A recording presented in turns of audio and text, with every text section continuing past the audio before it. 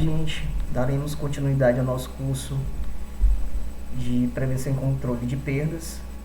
E na aula passada, nós falamos de alguns desvios que poderiam contribuir para a materialização de acidentes do trabalho. Vamos fazer uma revisão do que a gente falou, né, no último slide da gente, para a gente dar continuidade. Se falou do desrespeito às normas, atos de imprudência, negligência, eu deixar de respeitar as normas. Eu tenho algo a ser feito, né, mediante um procedimento específico, e eu deixo de fazer, né, eu deixo de cumprir. Ou eu tomo uma ação que desrespeita a norma, ou eu tenho uma omissão, né? Ou seja, eu não faço o que a norma preconiza, né? Ou tenho a omissão de um passo da norma. Enfim, a gente pode, são atos de imperícia, de negligência, de imprudência. Não uso do EPI também.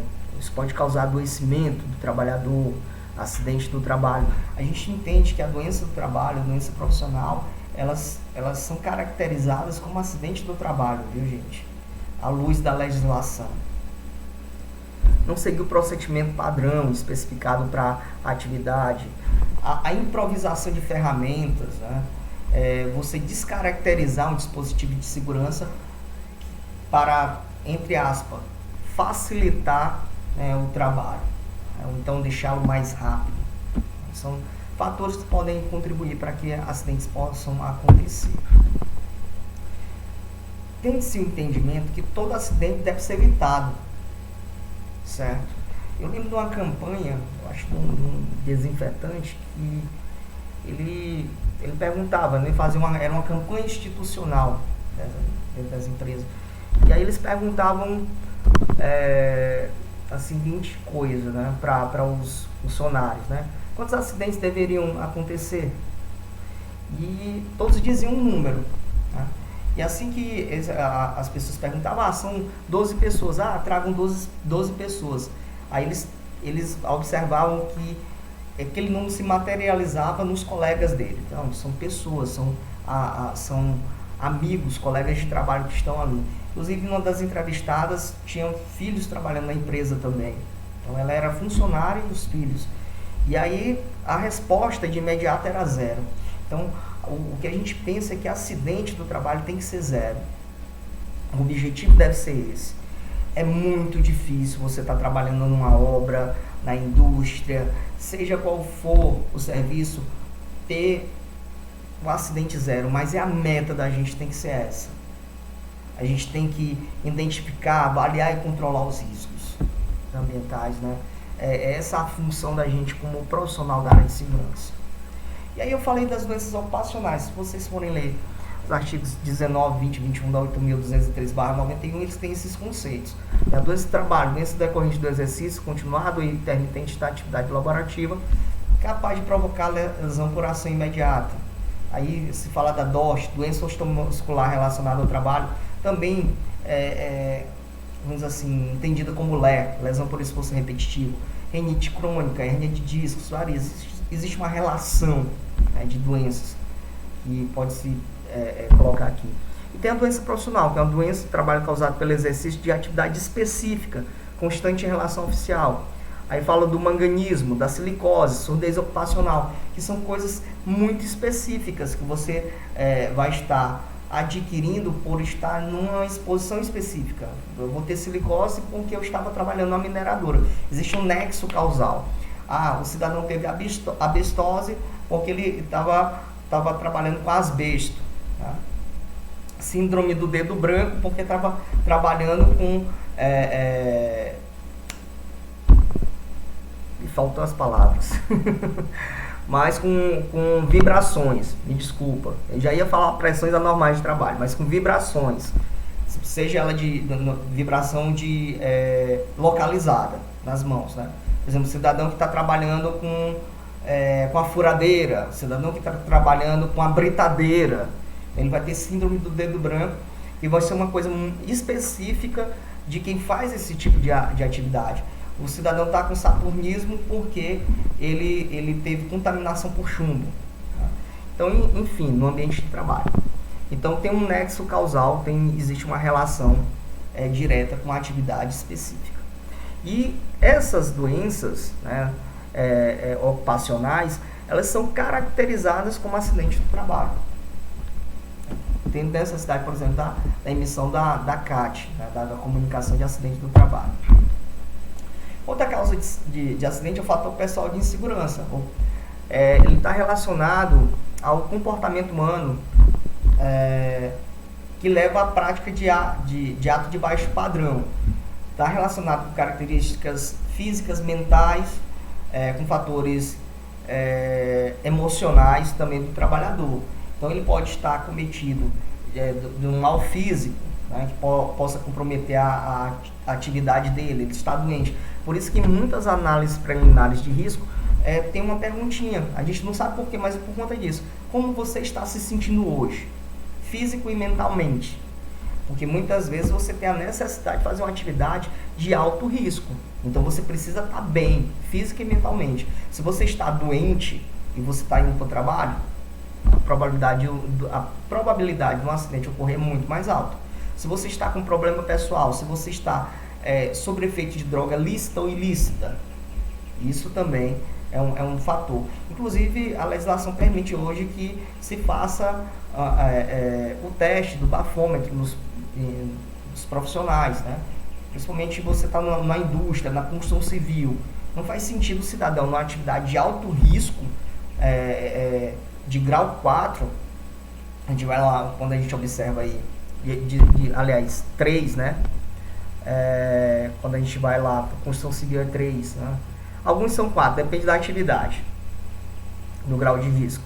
Está observado lá na INR 04, né? Para fins de dimensionamento do CESMIT. Não faz sentido, né, você ter um cidadão ou utilizando droga lícita ou ilícita nesse tipo de atividade. Aliás, em atividade nenhuma. Tá? Atividade nenhuma. Quanto mais nas atividades de alto risco. Então, esse fator pessoal de segurança está relacionado com isso. São causas que podem levar a um comportamento de baixo padrão. Ok? Ato de baixo padrão é o ato que contraria os preceitos de segurança, que pode favorecer a ocorrência do acidente. O ato de baixo padrão é uma maneira pela qual o trabalhador se expõe, consciente ou inconsciente, a um risco. A gente observa que o risco ele pode ser baixo, médio ou alto, se a gente pode classificar. Vai depender do tipo de atitude que eu tenho perante o risco. Se eu tomo todas as medidas de controle, esse risco pode ser baixo. Se eu tomo medidas, não tomo todas as medidas de controle, pode ser médio. E se eu não tomo medida de controle nenhum, esse risco vai ser alto ou altíssimo. Então a gente tem que entender que o risco está relacionado com a probabilidade de algo dar errado. O perigo é existente, o risco é a exposição ao perigo. E o risco carrega aquilo que a gente chama de probabilidade, de possibilidade. Então, essa probabilidade ele pode ser baixa, ou média, ou alta. A gente pode qualificar dessa forma, né? Dependendo dos atos de baixo padrão que nós teremos, certo? Aqui temos aí alguns exemplos: levantamento em prova de carga, permanência embaixo de cargas suspensas, inclusive isso aí em atividades corriqueiras. É muito comum estar andando no supermercado, o cidadão está andando ali levantando carga, né? E aí o cidadão passa por debaixo, né, Meu Deus, está me faltando as palavras hoje, é porque eu estou gravando o vídeo, gente, compreendo. Já falta normalmente. Mas aí o que é que acontece? O cidadão não desrespeitar a sinalização, não fazer a manutenção preventiva dos maquinários, às vezes fazer brincadeiras. É muito comum a gente ver brincadeiras em obras, principalmente com maquinário. Isso pode levar a acidentes. A descaracterização de um dispositivo de proteção para tentar entre aspas, deixar o trabalho mais rápido, são coisas que podem contribuir aí, né? Tem uma relação, não vou citar todos, porque vocês já vão ter acesso ao slide, né, comentado, então vocês podem fazer essa leitura, né? Porque nossa aula não pode se estender por mais de 15 minutos. Então aqui, a gente pode falar de condição de baixo padrão. Outra questão é a condição de baixo padrão, porque o ambiente de trabalho em si é um ambiente onde há instalações elétricas não isoladas, um ambiente onde tem óleo espalhado pelo chão, onde tem sujeira, onde é ergonomicamente incorreto, pouca iluminação, um ambiente com muito calor, muito frio, ou então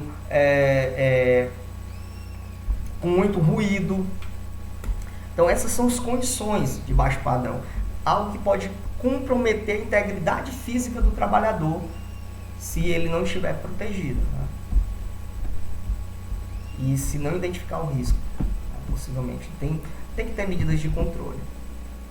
Exemplo aí de condições de baixo padrão, né? Falta de proteção mecânica, condição defeituosa de equipamento, escadas inseguras, pisos derrapantes ou escorregadios, tubulações mal projetadas, iluminação inadequada, ventilação inadequada, empilhamento e armazenagem inadequado, ausência de parapeito, enfim, elevador de carga sem porta, são condições de baixo padrão. E aqui a gente vai entender um pouco da teoria de Henrique, do efeito dominó e os acidentes do trabalho. Ele disse que tem uma correlação entre essas condições, os atos dos trabalhadores. Então vamos dar uma olhada aqui nessa teoria. Ele fala que há muito tempo que especialistas se vêm a dedicar ao estudo de acidentes, suas causas de fatos já comprovados. É que, quando um acidente acontece, vários fatores entram em ação. A gente vai ver aqui como se fosse um efeito dominó. Para Henrique, né, ele fala que o acidente e, consequentemente, a ocorrência de lesão são causados por algumas coisa anterior ao acidente em si. Tá? Ele fala, onde está o homem, todo acidente é causado, nunca acontece por acaso. Causado porque o homem não se encontra devidamente preparado e comete diversos atos de baixo padrão. Então, para Henrique, ele coloca o acidente como uma atitude de atitudes do homem, mas não tão somente do homem. Ele fala também das condições de baixo padrão. Por isso que a gente introduziu aquela parte, para entender o pensamento de Henrique. Porque esses atos de baixo padrão e as condições de baixo padrão seriam os meios, né, para que o acidente venha a ocorrer. Seriam os meios que comprometem a segurança do trabalhador. E para ele imaginou, dentro do pensamento dele, que seriam como pedras de dominó, onde a primeira pedra representa a personalidade do trabalhador. O trabalhador ele pode ser negligente, prudente, pode ser um caso de imperícia. Então está relacionado da personalidade dele em dizer assim, eu sou cuidadoso ou não. Tá? As falhas humanas no exercício do trabalho, a negligência, perícia, imprudência. As causas de acidente, atos e condições de baixo padrão, né? Acidentes e a consequência dele, que seriam as lesões. Tá? Aí está relacionado aí às lesões. Então, considerando que é impraticável modificar radicalmente a personalidade de todos que trabalham, deve-se procurar eliminar as causas. Então, ele entendia que eu teria que tratar um ambiente de trabalho. Hoje, eu tenho um pensamento de que a gente pode moldar, tá, o trabalhador também, com atitudes, com educação, né, com condições também, sim. Uma vez que o trabalhador ele não cumpre as normas de segurança, ele está passível até perder o emprego, por justa causa. Então, mas advertência, suspensão, mas o principal é a educação. É a educação que vai fazer com que a gente crie uma política, crie um ambiente de segurança, uma cultura de segurança dentro da empresa, que tem que partir de cima para baixo. Tá? Então, é a consciência de segurança que a gente tem que ter. Tá? Então, ele fala aqui da personalidade, falhas humanas, o acidente e a lesão, que estariam relacionados com atos inseguros. Então, se eu quebro aqui os atos inseguros e condições inseguras, porque eu trato, né, eu poderia evitar, né, dentro do pensamento aí de Henrique. E aqui a gente finaliza a aula de hoje, ok?